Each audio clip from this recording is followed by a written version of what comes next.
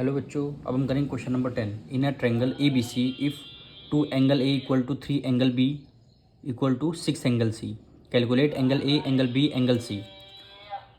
अब question number 10 में देखिए गिवन क्या है। ये इक्वेशन हमें गिवन है, तो सबसे पहले इक्वेशन को लेट करना पड़ेगा। लेट 2 एंगल ए इक्वल है 3 एंगल बी इक्वल है 6 एंगल सी। ये तीनों इक्वेशन हम इक्वल रख देंगे किसके, एक्स के इक्वल हमने रख दिया, एक्स के इक्वल हमने रख दिया। अब यहाँ पे आते हैं 2 एंगल ए, तो यहाँ पे लिखेंगे 2 एंगल ए किसके इक्वल हो गया, एक्स के इक्वल हो गया। अब यहाँ से एंगल ए की अगर आपको वैल्यू फाइंड करनी है तो एक्स 2 इधर मल्टीप्लाई में, इधर आ जाएगा डिवाइड में, एंगल ए की वैल्यू आ गई। अब यहाँ पे क्या बचा, 3 एंगल ए यानी 3 एंगल बी, ये भी किसके इक्वल है, एक्स के इक्वल है। तो एंगल बी हम निकालेंगे एक्स अपॉन 3, इधर मल्टीप्लाई में, इधर किस में आ जाएगा, डिवाइड में आ जाएगा। अब इसी तरह एंगल सी की वैल्यू निकालते हैं, तो 6 एंगल सी लिखा हुआ है, ये किसका इक्वल हो जाएगा, एक्स के इक्वल हो जाएगा। तो एंगल सी की वैल्यू क्या हो जाएगी, एक्स, 6 उधर मल्टीप्लाई में, इधर आके डिवाइड में आ जाएगा। अब देखिए एंगल ए की वैल्यू आ गई, एंगल बी की वैल्यू आ गई, एंगल सी की वैल्यू आ गई। अब ट्रायंगल में तीनों एंगलों का सम कितना होता है, 180 डिग्री। तो यहाँ पे लिखेंगे angle A plus angle B plus angle C, तीनों एंगलों का सम कितना होता है, 180 डिग्री। कौन सी property, angle sum property, angle sum property, angle sum property. अब एंगल ए की वैल्यू क्या है, एक्स अपॉन 2, तो एंगल ए की जगह हमने एक्स अपॉन 2 लिख दिया, प्लस एंगल बी की वैल्यू क्या है, एक्स अपॉन 3।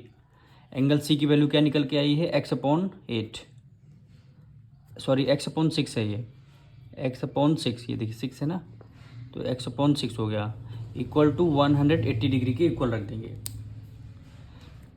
2 3 6 का एलसीएम लेंगे तो एलसीएम कितना आ जाएगा, 6 आ जाएगा। 2 की टेबल में 6 3 टाइम आता है, 3 की मल्टीप्लाई एक्स से करेंगे कितना हो जाएगा, 3x हो जाएगा, प्लस 3 की टेबल में 6 2 टाइम्स मतलब 2 की मल्टीप्लाई एक्स से करेंगे कितना हो जाएगा, 2x हो जाएगा, प्लस 6 की टेबल में 6 1 टाइम 1 की मल्टीप्लाई एक्स से करेंगे तो x हो गया, equal to 180 degree.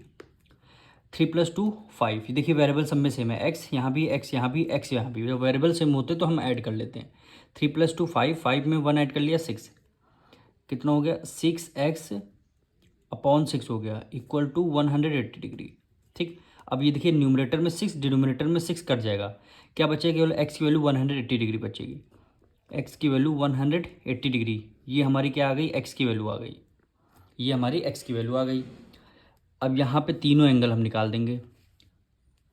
Angle A कितना हमने लिया था, x upon 2, x upon 2, x की वैल्यू कितनी आई, 180 डिग्री आई है, तो 180 डिग्री डिवाइडेड बाई 2 कर देंगे, डिविजल करेंगे तो एंगल ए की वैल्यू कितनी आ गई, 90 डिग्री आ गई, एंगल ए की वैल्यू 90 डिग्री आ गई।